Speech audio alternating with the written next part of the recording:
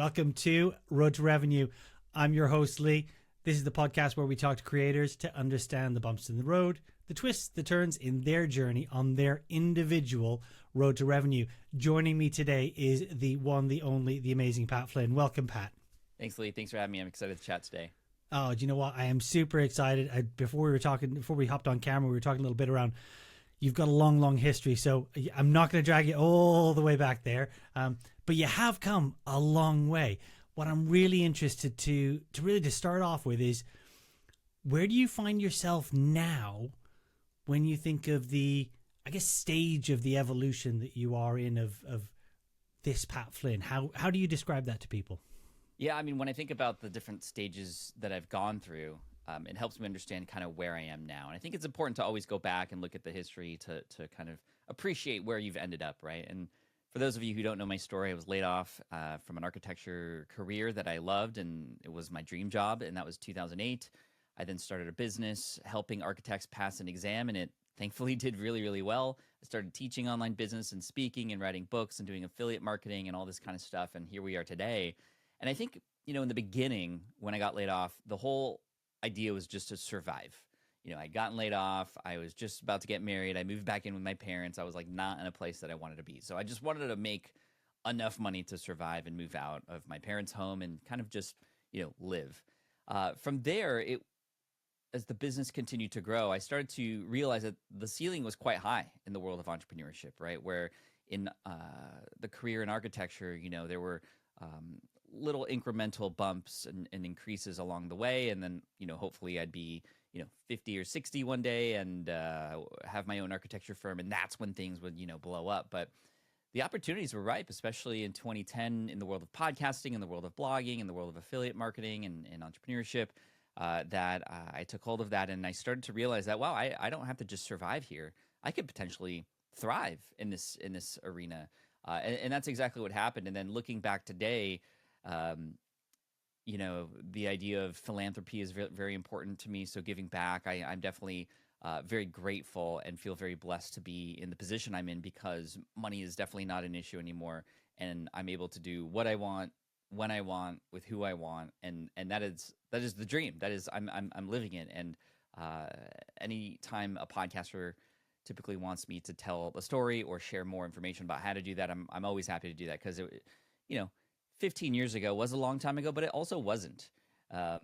The idea that we don't have to wait till 65 to enjoy life, we can do it now, and we can build these things online to make that happen, or at least speed that up, is really incredible. And I'm here to share how that happens. And I didn't make all the right choices on the way, but here we are. And I think the biggest thing is just perseverance and consistency, and the undying curiosity that I've always had with, how might this work? And let's talk to people to see what would make it work, and talk to people who have done it before and see what worked and didn't work for them and learn from them. And I'm continuously learning. And I think that's another lesson along the way that, I'll never let go, is just the importance of keeping an open ear and an open eye on what's working and what's not out there. You've always been, and yes, you're selling training, going back to the architecture course, but you're very much a sharing. That's been a very core piece of everything that you've done. Where does that come from? I think a lot of it comes from my mom, in fact. She really taught me through example the idea of serving first. And this idea, we'd always go to friends' houses or her friends' houses for parties and birthdays and stuff. And she was the one always like in the kitchen trying to help out, wanting to make sure the host was taken care of. And she was just so thankful to be invited that she wanted to just give back, and that was her way. And, we weren't rich or anything like that, by no means. In fact, we were pretty low class growing up, and the only thing that we could offer was ourselves and our time and our care. I've learned over time that service also comes with listening, being a good listener, intaking something and hearing a person out, and then discovering different ways to potentially solve that problem. And that's played a role in my journey here on the road of entrepreneurship. But it was in 2009, 2010 when I started the Smart Passive Income blog, where I started to share all this information for free on the website. I had built this rather successful and rather quickly brought up this architecture business. And a lot of people were struggling at the time. So I said, I'm just going to blog about my efforts here and talk about all the things that went well, all the things I wish I'd done differently. Anything I was learning, I was posting online. And I even got to the point where I was sharing my income. I was showing my report, my income report, on how much money I was making, how much money I was spending, where it was all going, what was working, what wasn't. And lo and behold, I didn't understand it at the time, but people really enjoyed the transparency and the authenticity behind that. And even though philanthropically that wasn't giving money, I was giving time and free information. And back then, information wasn't as plentiful as it is now. But that was new. That was kind of revolutionary back then, to be that open. A lot of people teaching business held their secrets behind a paywall, and here I was just kind of giving it all away for free. And that, combined with realizing why people listen to me, I didn't understand when I first started out why people listened to me. I just kind of shared what I was doing, and that's it. But I eventually discovered that it wasn't just the authenticity. It was because I was just like them. I never positioned myself as an expert. I never positioned myself as a know-it-all or a guru or the guy who is in front of a mansion with the Lamborghini outside. That's not me at all. My Lamborghini, I joked at one point, was a 2009 Toyota Sienna. And people really resonated with that. They're like, yes, this guy gets it because he's just like me. He's not like Tim Ferriss, or, I can't be like Gary Vaynerchuk. He has a whole agency. But this guy, Pat's just a regular guy who just wants to make it work for his family. And a lot of people resonated with that too. And when I discovered that positioning and the sort of unique proposition that I had in the space, I leaned into that, right? I started actually saying, like, I'm just a regular guy. I just figure things out, and I'm here to help others behind me. I almost equate it to, I'm in this jungle, and I have the machete, and yeah, I might get a couple cuts and bruises from vines and thorns, and maybe there's a tiger over there, and I'll let everybody know behind me what the dangers are ahead, but I'm going to clear a path for everybody. And so that's how I feel about the role I've played in the quote unquote road or path that others have had in their career. And it's amazing because now 15 years later, I'll still get random emails from people who say, hey, Pat, like, I wanted to reach out and tell you that your podcast or your blog or your YouTube video on podcasting, whatever it was, changed my life back then. And, it's interesting because I don't know these stories that are happening until people tell me, and I'll get one of those a week or a few a month. And it's just so incredible that the seeds that I've planted earlier are now sort of still there and still providing fruit for people, and have had the ability to help people, live their life. And it's pretty wild. This is why I love these podcasts, because it forces me to think about kind of what has really happened here. And it's just, again, it just blows my mind.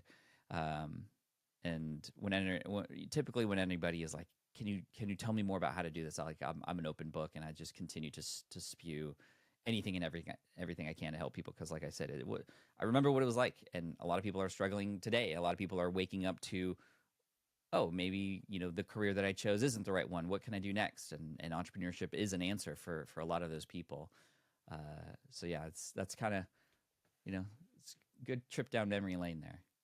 Yeah, and it's really interesting because you were, and I love that description, the hacking away with a machete and trying to cut a path that everyone else can follow, and very pioneering at the beginning. And you've evolved though over time, haven't you? Now, so where there's still pioneering going on, but there's also an element of, you mentioned there's so much information out there.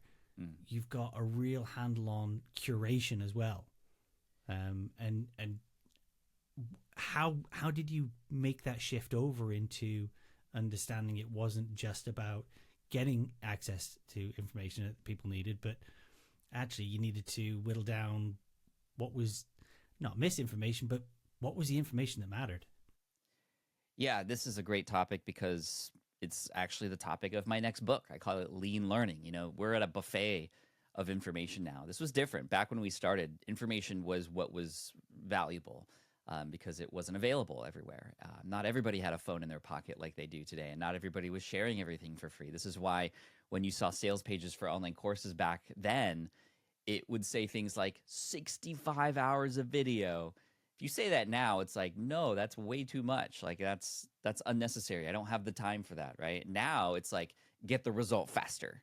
Right now, it's curated information. It's the right information at the right time for the right person, and that's the trick of content creation today, is finding out who it is that you're serving, what it is that they need help with right now, and then creating the best information or the best video, the best interview, whatever it might be, to support that on that transformation. And the result, getting faster, is what is valuable now.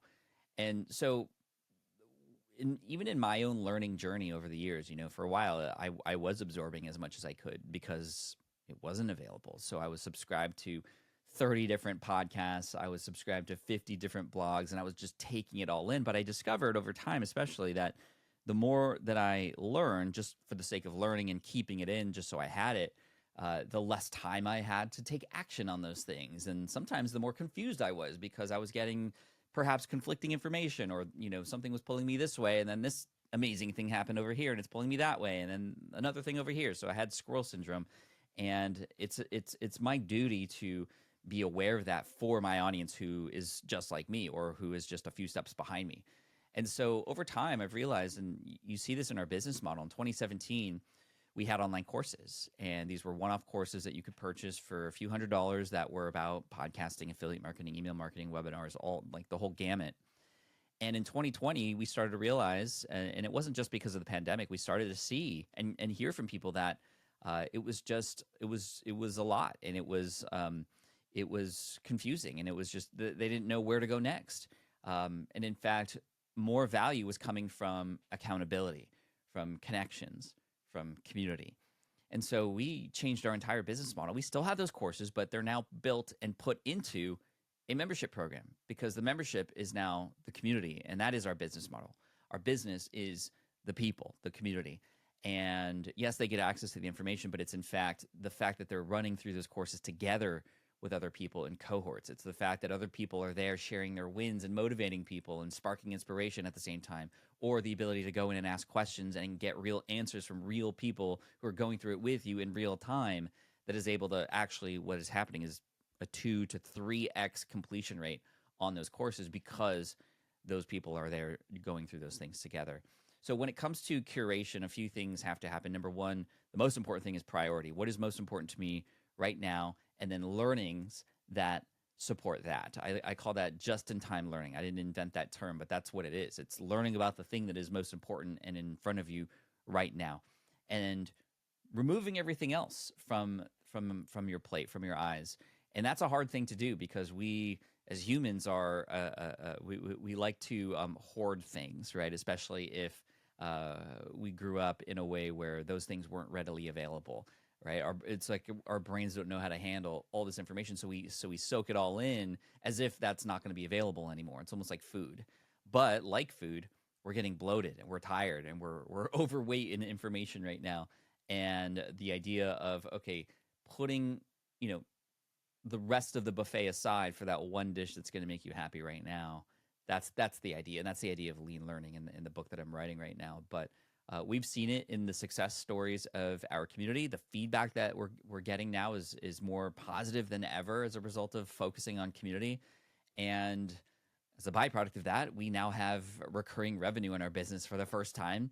And it feels great, because instead of selling a new course every month to people and almost like drilling it into them that, hey, there's a new course and here's another new course and they're hundreds of dollars each, we can charge just, right now it's the equivalent of $59 a month, or, $179 or $199 a quarter. And although we're quote unquote losing money up front because it's a lower payment initially, the idea being, if we can continue to provide value over time for our audience, well, we're going to eventually end up making more, and a person's going to get better results, and everybody wins. And I like the marketing and the kind of business where everybody wins, right? Where everybody has a positive ROI in the end. So that's kind of where we're at now, but it's difficult. It's hard, especially with more content being published now than ever, especially with a lot of the content coming our way forcefully. Like, we don't even ask for it, and it's getting in front of our faces. So there's a lot of willpower and discipline that's required to succeed today, but that combined with the accountability and other people, that's how you combat that. It's almost like crowdsourcing support and crowdsourcing the motivation, really, isn't it? Yeah. Great. I mean, moving into that community piece it's almost like growing a family as well, isn't it? It is. People are the most important part of business. It always has been. And now when we put the people at the center of it, then it's even more apparent how much this works. But you get to know your people very, very well, and that benefits you in so many different ways, not only from a cool, we have community and recurring revenue, but more than that, you get to know exactly who it is you're serving even more intimately. You have further conversations with them. You are able to dissect what the problems and the obstacles are, so that not only can you help the people who are in the community, but you're better able to display and portray what it is that you do to those who are on the outside of the community. In fact, my favorite strategy is sharing the success stories of those in the community, which puts a spotlight on them. That's very Donald Miller story brand-esque in terms of how to run your business and market it. But those on the outside go, oh, that person was just like me. They had the same obstacles, and look where they're at now. Maybe I should be a part of this community as well. And inherently, we all want to be a person who feels like we belong to somebody or something, or some idea, or we want to find our people and speak the same language, because we can't often speak with those who are close to us. I mean, when I talk business with my wife, it's just like she doesn't care. It's not her world. And to find a space where I can have safe conversation and be around people who understand and also get ideas from, it's absolutely incredible. And as the creator, as the sort of owner, if you will, of these communities, it's beautiful because you can eventually get to that point. It doesn't happen right away.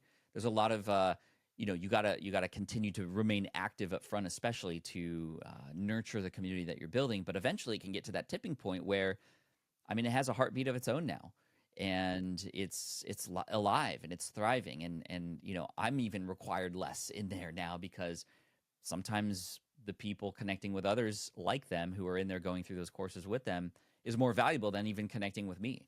So it's almost it's at this point now where it's just kind of, it's running itself, which is amazing. I mean, we still have team, and we still have community leaders and people who are responsible for making sure people are taken care of in there, of course. But if you can create the safe space for your people to connect with each other, it just enhances the strength of your brand and eventually helps you remove yourself from the process even more. It's almost counterintuitive, right? Like you get to serve more people, but actually have maybe a little less pull on your own time. Yeah. I mean, that's exactly right. It's still important to show up and be there, and we have regular Ask Me Anythings where I'm in there once a month, and there's posts that I am responsible for sharing every month. And what we're doing now is actually we're expanding this. It's not just about me anymore as far as experts in this community, but we have a program that was launched by my CEO, because I'm not the CEO of the company anymore. I'm just the talent, if you will, who's on the mic and on the videos. But Matt Gartland on my team is much more talented at like running and operating the business now. We have a team of 10 full-time people too, and that's a lot. And I never thought I'd get there, but here we are, and it's great. It's enabled us to scale. But what's really amazing is that the entire team contributes to the success of this brand, and Matt has done a great job of building it out in a way where we're now expanding with what we call the EIR program, or the Experts in Residence program. So not only is our team contributing, but we've partnered with other people, other experts who have their own unique selling proposition in the world of business, who want to get in front of a few more people, but also we want to tap into their expertise. So we have people like Terry Rice and Jason Pfeiffer, the senior editor at not Wired, but at Entrepreneur Magazine, who has just so much experience, who now is available for our community to tap into. And we're going to build this out. We're going to have hopefully about a dozen of these by the end of the year. And now it's not just like Iron Man and Tony Stark anymore. It's the Avengers. It's like all of us with each of our superpowers. And I don't know who's the Hulk or who's Black Widow or who, but it's a great thing when a bunch of people with a superpower come together for the bigger whole. To be able to access people that you've done all the steps, you've taken all the hard work. That's absolutely incredible. To open up doors that otherwise wouldn't be there.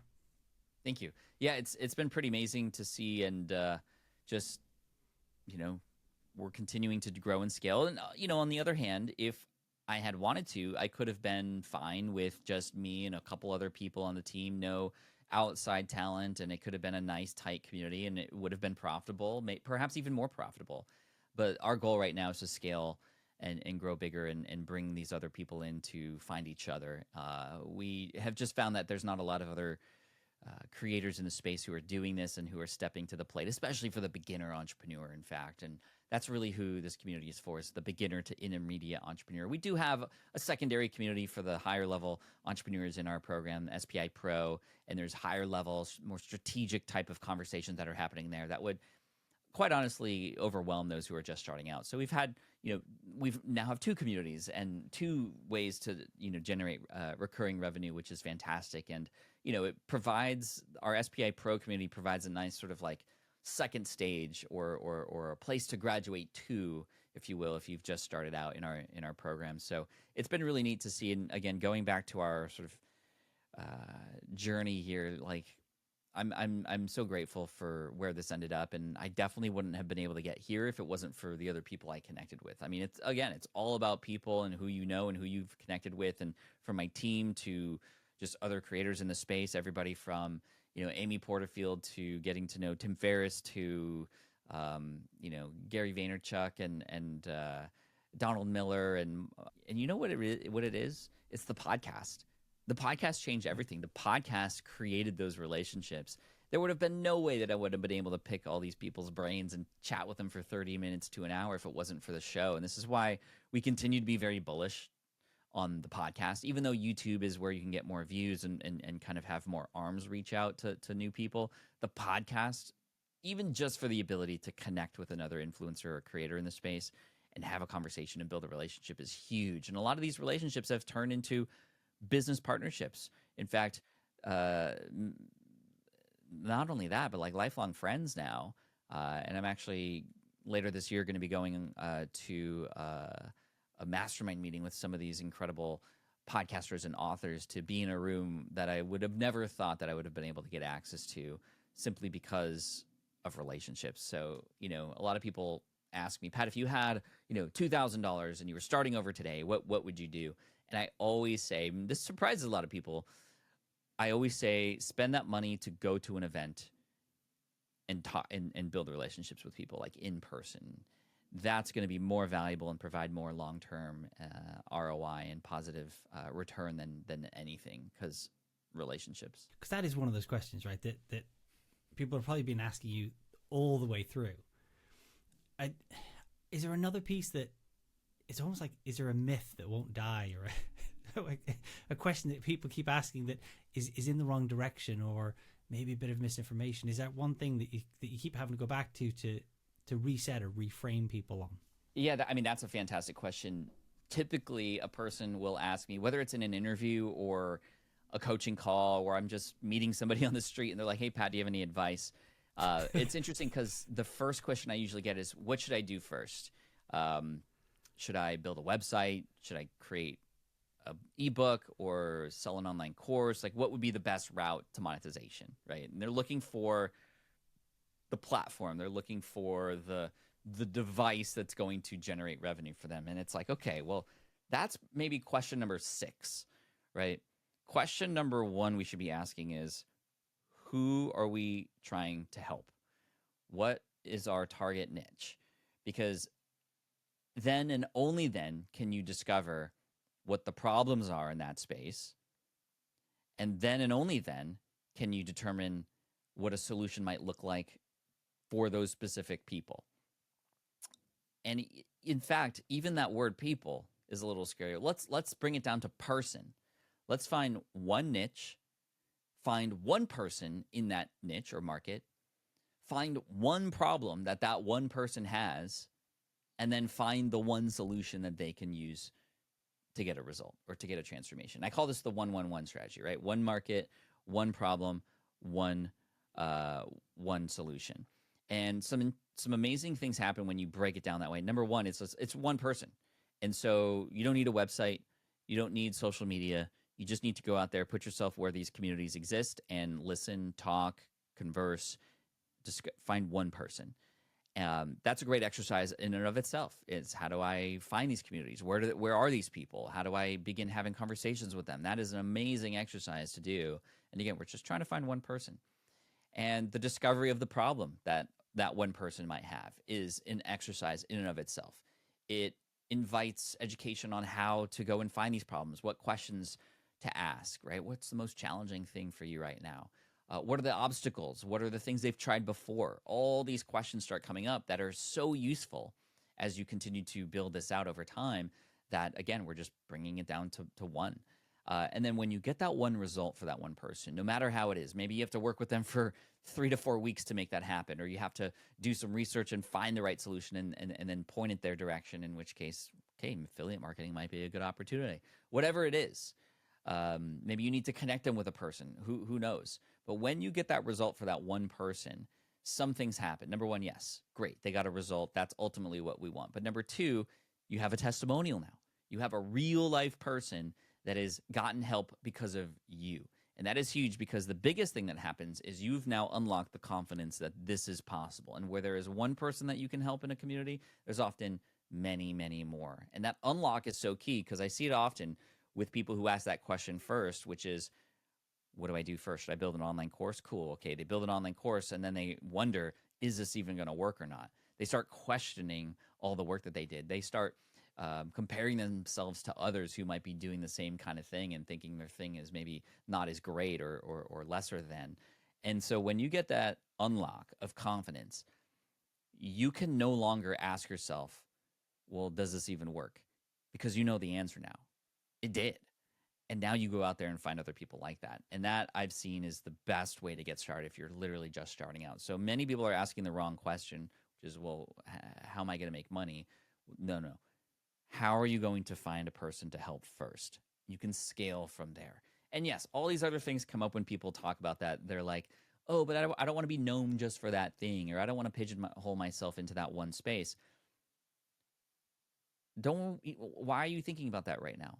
Help a person and then scale and grow from there. You can always expand outward from there. And it's interesting, because when I teach this strategy to people, and especially students who I'm walking through this process in our programs, they then discover, oh, it's actually cool that they are so niched that they are almost immediately the go-to person for this sort of thing, right? The competition is far less when you niche down. It's so much easier to find people when you niche down. It's so much easier to talk to people and share the right messaging, share the same language as those people, that they end up just wanting to stay there, right? You can make a great living having just a few customers, honestly. And you don't need to be the next Uber or create the next thing that changes the world. You just need to change somebody's world. And when you do that, incredible things happen. You can live an incredible life and completely change it by just focusing on helping a few.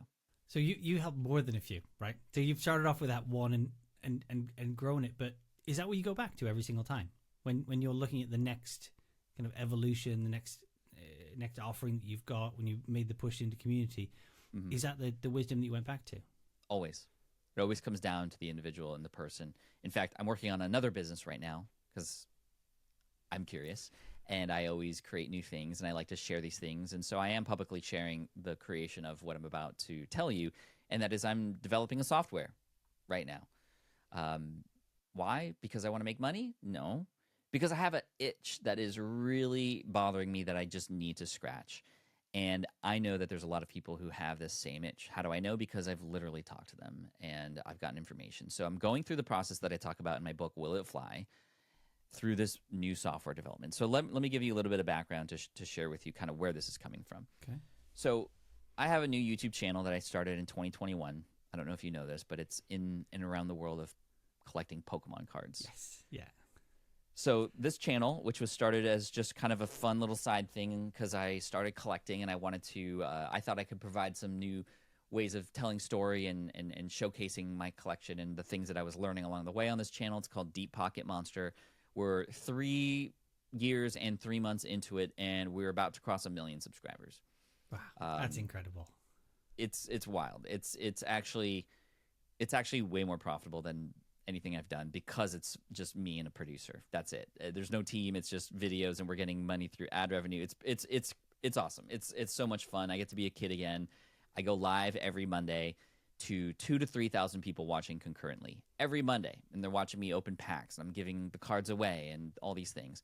And with these giveaways, I have to set up a Google form beforehand, and typically 2 Google Forms, because there's a giveaway for the public viewers and there's a giveaway for the members of my channel. We have about 4,000 members of the channel who pay $2.99 a month to support the channel. So we have a separate giveaway for them. So I have 2 giveaway forms that I have to set up in Google Forms beforehand. I share those links, and when I share those links, when people fill out the form with their YouTube username, they dynamically get added to the respective Google Sheet at the same time, which is great. It keeps track of all the entries. But in order to run these giveaways, I have to then copy and paste those names and put them into a random name picker. I choose typically wheelofnames.com because it makes like a nice Wheel of Fortune little animation with that name picking opportunity. And I share that on screen, and then the name is selected. I open the pack for that person, and then I send them information. But after the stream, I have to then, first of all, between every giveaway, I have to copy and paste all the new names. And then after the giveaway ends, or after the stream ends, I have to then go and find the username connected to the email that was put in the Google form and then send them all emails. It's a pain, but it's one of the most fun things that we do. And it provides a lot of, good vibes just and positivity in the space. So I'm going to continue to do it. But I've noticed that every week I've done this for the last 2 years, it's just a pain in the butt, and I hate it. So I'm building software to make this more automated for me and for other people who do this too. And it's not just people in the Pokemon space who are doing this, but literally everybody who does live streams, not just on YouTube, but on Twitch and on Kick and on Instagram and on Facebook and on LinkedIn has an opportunity to do this, but they don't because the mechanisms are just so broken right now. So I'm creating a solution for this. And phase 1 is going to be doing this for myself and a few others in the space to test this out. Phase 2 will then be opening this up to, the masses, if you will.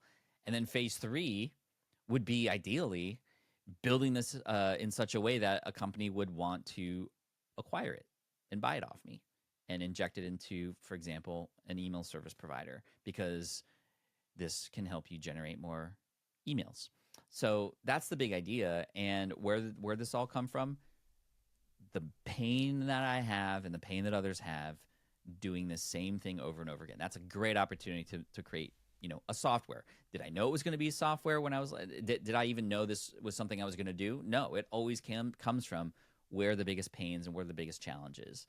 And I just so happen to have this challenge myself, which makes it easy. And it's definitely recommended that if you're starting a business to look at your own challenges and then start talking to other people who may have similar challenges to verify that, okay, green light, I'm going to go to the next step and research and see if this might be a thing. So that's where I'm at. You're first to hear it.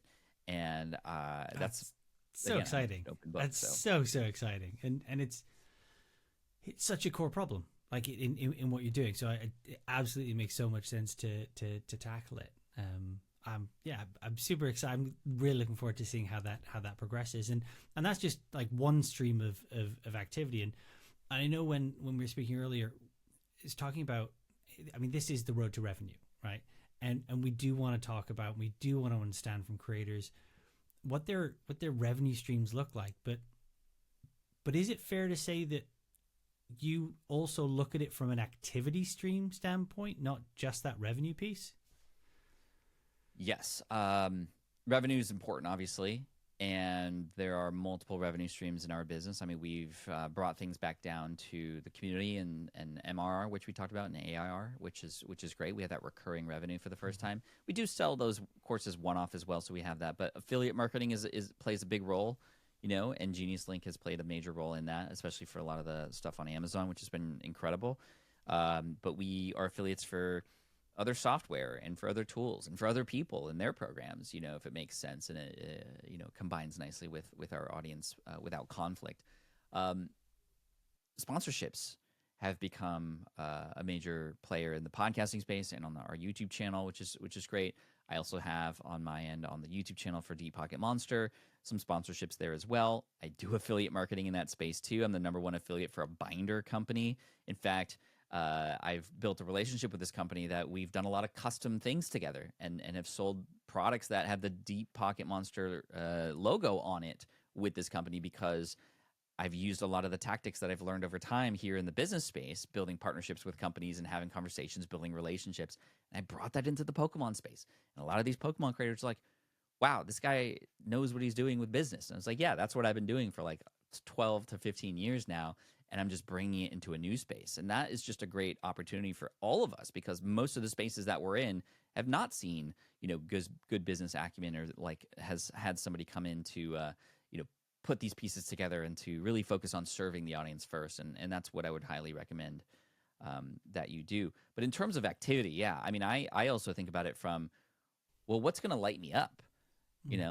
That's typically the first question when I'm, when you meet people, and typically one of the first questions you ask after you get their name is like, well, what do you do? I don't like that question, because oftentimes you cannot necessarily know what a person is like by just what they do. Some people hate what they do. I like to ask, well, what is lighting you up right now? What are you most excited about right now? And that is such a great question, because oftentimes it's not about work. It's about family, or it's about a hobby, or F1, or whatever it might be that a person's into. And those become great conversational points. But for me, when I think about the things that I want to do to generate revenue, I also try to see how I might be able to put the fun into that. I always feel like there is a way to make things a little easier, no matter what it is you're doing. Even if in the end it's like, yeah, a lot of hard work, you can still find fun in it. And I think if you find the fun, you find the freedom. And I think that's really important to understand. So not all parts of it are going to be fun. It's not always going to be unicorns and rainbows, but you can find some unicorns and rainbows in the thing that you're doing. And if not, then why are we doing it? Yes, maybe for revenue, but even in that, I would argue with anybody that there's probably ways to make the thing that you just have to do for revenue still fun and exciting and challenging, and add a spin into it so that you can actually enjoy it again. So yeah, activity is important. And for me, it's not just like working for work's sake. It's work because there's purpose. But also taking time off to breathe and have time away from the work and away from the creating is important too. I've rediscovered fishing over the last couple years, and I've gotten really into getting back into a fishing mindset where, okay, I'm going to go back into nature and I'm going to unplug, and I'm just going to be one with the water and try to catch some fish. And yes, even though some days I come back with nothing, it was still a great day because I was able to unplug. And actually, I get even more excited to come back to the work that I was doing. And having these regular fishing trips in my monthly calendar allows me to have just an understanding that there will be some breathing space on the other end of a launch, or the other end of my book, or the other end of whatever's happening. And that has been really key. And I've been encouraging a lot of my students to look for hobbies or other things that can take them away from the work that we do and the craziness of it and the pressure. The big challenge, however, is because I have that entrepreneur in my blood, I've contemplated several times a fishing YouTube channel. And I have to tell myself, no, Pat, no, this is not the purpose of this. This is for you to be away from this stuff. Even though my eyes, I'm like, ooh, opportunity here. Yes, oh man, if I had a fishing channel about this specific kind of lure, this is what I would say. And it's just like, I would be lying if I said I never brought the camera out on the boat with me before. But I do put it down, and I do focus on me, and I do give myself time to breathe. So there probably is an upper limit of the number of channels that you can have running concurrently, but you're probably not there yet, are you? I might be close, because this channel, the Pokemon channel, is growing quite heavily. I still have the Pat Flynn channel as well, with about 500,000 subs. But the Pokemon channel, in fact, again, leaning into people, community. Last year, I held an event.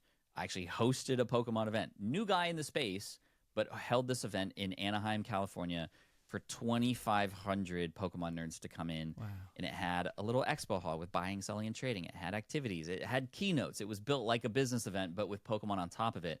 And this space had never seen anything like it. In fact, I was able to get most of the top creators in the space to come to this event without even having to pay them, because they wanted to come. They wanted to see their friends. They wanted to make connections with sponsors, which was good opportunity for them. And they wanted to meet their fans, and their fans wanted to meet them.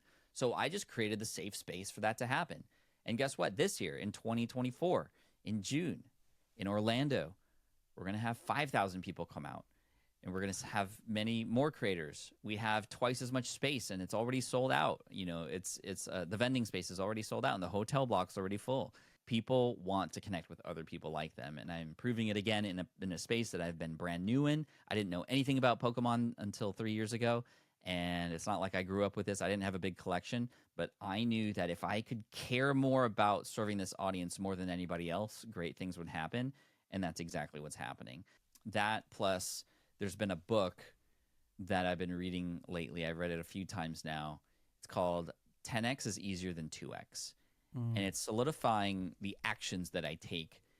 And I love the concept of this book. It's like, okay, 10x is easier than 2x. How is that possible? Well, when you try to 2x or 3x something, oftentimes you just understand that you need to do twice as much of something or be twice as efficient with something, right? So you just kind of lean into the things you're already doing and just try to do them better. But in order to scale faster and grow bigger, you can't just do more of what you're already doing. You have to change the ways. You have to take bold actions and take some risk. And so I highly recommend that book. Ben Hardy is one of the authors in it, and he's been on my show before. It really challenges the actions that you're taking to go, well, am I just kind of continuing to do the same things that I've been doing, and I'm just kind of like working more and harder? Or might there be a smarter approach to what I'm doing to try to 10x my results? Might there be a different path that I just don't see yet? And this is where the connection with other people, whether in a community or in a mastermind, become important, because oftentimes you can't read the label when you're inside the bottle. So the path to 10x might be right in front of you. You just don't see it. And this is why connecting with other people to have these kinds of discussions, to break things down and then build them back up, is really key. Because did I need to create this event? No. But it is a bold action that's getting bold results. And now I'm now coined the stepfather of the Pokemon community, because I've stepped up to help and do these things. And it's really amazing that I've been welcomed with open arms. And it was only because I helped out. It wasn't welcome with open arms in the beginning, though. There were gatekeepers, and there's people who are like, hey, who's this person? And, you got to give it time. You just consistently show up, and you don't let the trolls or the haters get to you. And eventually people will see really why you're here. And if you are coming in with a genuine heart and from a place of service, over time, the community begins to realize why you're here, and they'll support you, and they'll go to at bat for you. And not only that, they'll wave your flag high and try to get other people on board too, which is what's happening now. And I'm at a point now where even Pokemon International, the company who created Pokemon, is reaching out and wanting to build a relationship as well. And so that's been amazing, and just a part of the story. How do you stay grounded with it all? Because it could be very easy to not be grounded.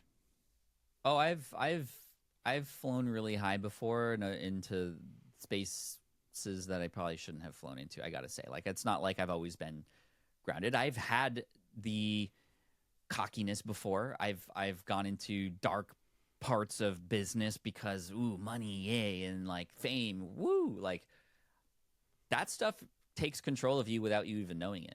And I'm so grateful, because before all that happened, I put into place and have had a few things in place to make sure that if that happens, which it did, that these mechanisms will bring me back down to earth. And they have. So number one, mastermind group.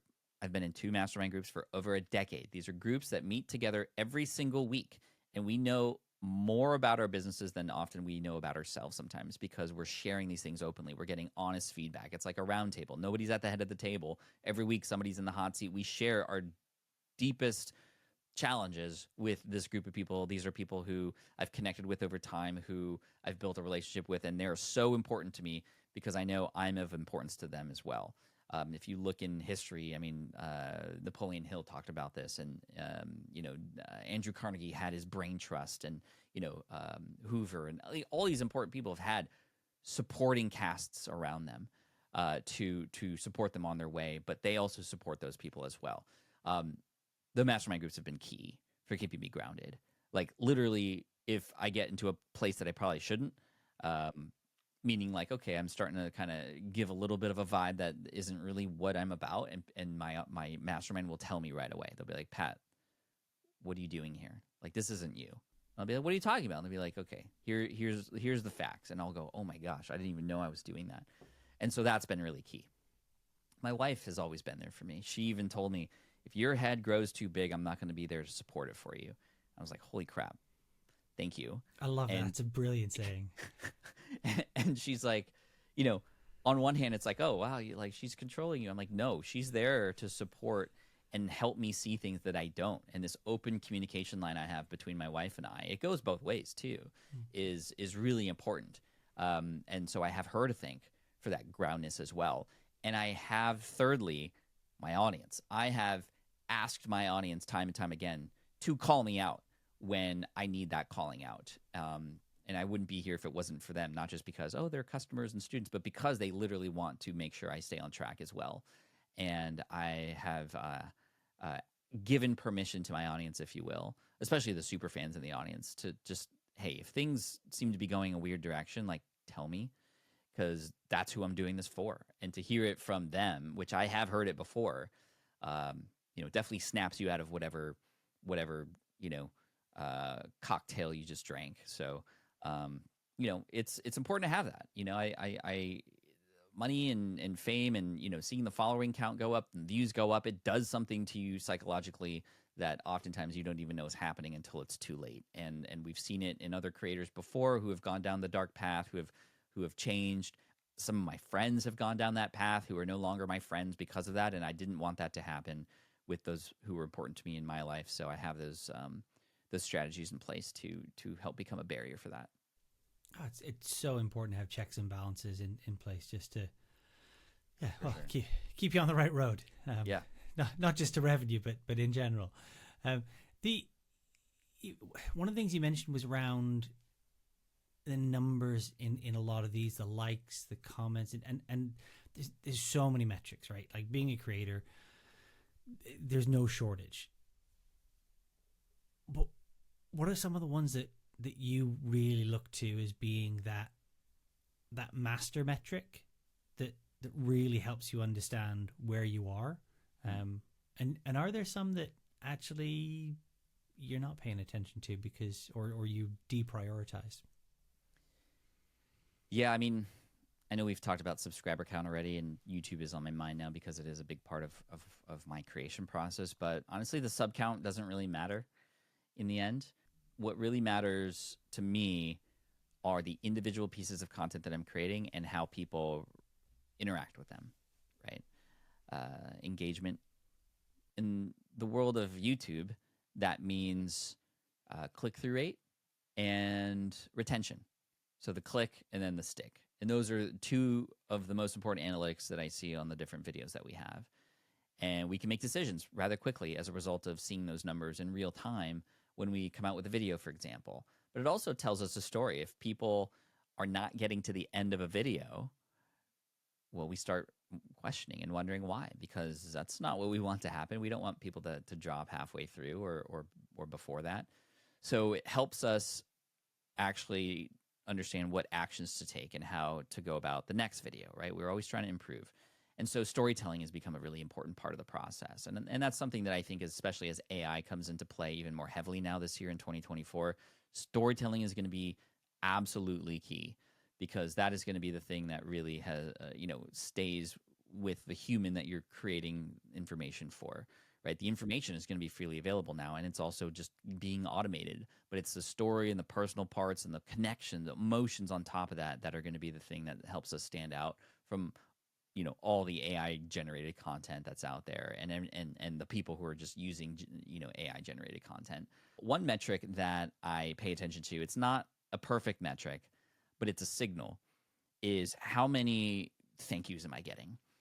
A thank you goes a very long way, but we have a folder in my Gmail for people who respond to sometimes my newsletter, my Unstuck newsletter, or just in general what I'm doing. And we see the volume that comes in on those thank yous. And if we start to see a lot of them, that's a good sign. And if we start to see not so many of them come in, it's like, okay, well, what have I done lately to earn a thank you?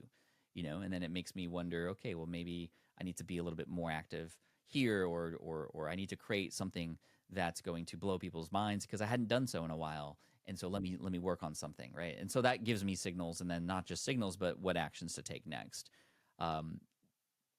Beyond that, I actually have a P.O. box, and if I check the P.O. box maybe once every 2 weeks. It's at a local UPS store. And most of the time when I go in there, I'll see a handful of handwritten thank you notes. And those are great signals. It's like, wow, a person actually took the time to handwrite me a letter. Like, nobody does that. Therefore, if that happens, then that means I'm doing something right. And if I happen to go through, a quarter of not seeing a ton of those, again, I question what have I done lately to earn a thank you? And again, I love that positioning, and that works for me. But as somebody who's a 3 on the Enneagram and a very service first kind of person, that metric makes sense to me. And I think all of us have to find our own metric that makes sense for our goals and the way we want to live and the values that we have. And to me, that's really important. The other thing is just, how am I feeling? What is my general metric on happiness right now? And I do check in with myself, every end of the week, every weekend. My wife and I have a conversation about, well, how did our week go? And in general, like, how happy are we right now? Because then we can determine whether we can change course or not if we need to. Or, it might have been a rough week for one of us, and we can support each other, and that's important as well, just for a relationship. But, in general, it's a great way to check in with myself, to just go, okay, well, what went well this week, and what could I be proud of? Okay, let's do more of that. And maybe what didn't go well this week, and where might I be able to improve? So I know the numbers are important. It's important to have KPIs. And yes, we look at KPIs in our business, and, how many members are we retaining? How many new members are coming in? How many applications are coming in? I mean, those numbers are important from a business standpoint. But I feel like if you can nail the end goal, the transformations that you're offering, both for your audience and for yourself, then those numbers that we just talked about are going to grow, like, just kind of as a byproduct. It's not a perfect one-to-one or perfect linear equation, but it is an equation, and it does work.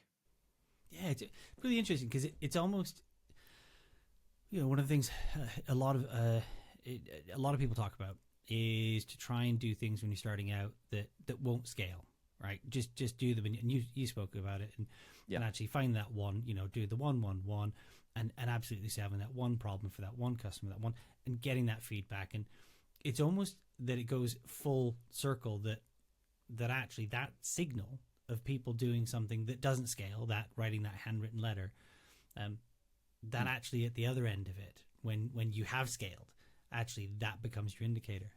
Yeah, that is interesting. I like that, Lee. You've got a lot that you're looking forward to, that you've already mentioned that you've got going on. But is there one other thing that I've been asking all of my guests, because I really want to understand, what's that thing that's, maybe it's 6 months, maybe it's 12 months out, that you're really looking forward to, that just sits in the back of your mind? Thank you, Lee. And again, it's been an honor and a pleasure to be here and chat with you. And Geniuslink, again, has been an important part of the equation here. So again, I thank you for what you do. 2 things. Number one, I am working on my 4th book. However, this is my first traditionally published book. I talked about it a little bit earlier. I'm not here to pitch it to you, and I don't have a publication date yet. We're still working through the first draft, and it's looking really good. It's called Lean Learning, and that's something that is really exciting and also scary. It's my first traditionally published book, so there's more players involved. There's more decision makers, and it's a lot slower than I am normally used to working. But I'm hoping because of that, it'll be a much bigger splash, and that'll enable me also to expand into sort of a different space. It's not just for entrepreneurs. It's for self-development. It's for education. So I'm excited to potentially start talking about and kind of expanding outward from the entrepreneurial ring that I've been in for so long. However, it is still relevant. And then the next thing that I'm excited about is what we've been doing a lot of. My CEO, Matt, and I, we have been doing a lot of advisory work for other companies. In fact, combined, we advise 14 different companies now, many of them together, literally at the same time. So this co-advisory, what we call super advisor situation, has been really amazing, and we're going to lean into that even more. We're building out a website, and we're going to be starting to all of them have come to us first. We're going to actually expand our portfolio from there. And what that means is we actually now have shares of these companies. Like, we're literally on the board of these companies as advisors to be able to kind of support these companies in ways using the vast knowledge and experience that we've had in the creator space for so long. We were able to take, for example, or I was able to take ConvertKit back in 2014 when I came on as an advisor from $10,000 MRR to what is now over $1 million a day they're earning, which is really amazing. And we're working with Circle, and we're working with all these other companies in the startup creator space in the economy. So it's been really amazing, and I look forward to doing more of that. And it's fun because I get to help and influence a company without actually having to work in the company.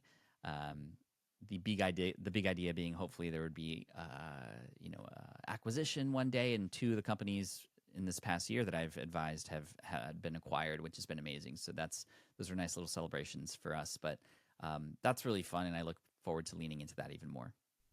Oh, it does sound absolutely incredible, and I like it. It's not just 10x instead of 2x. I mean, that is 100,000x instead of 2x. So you're right.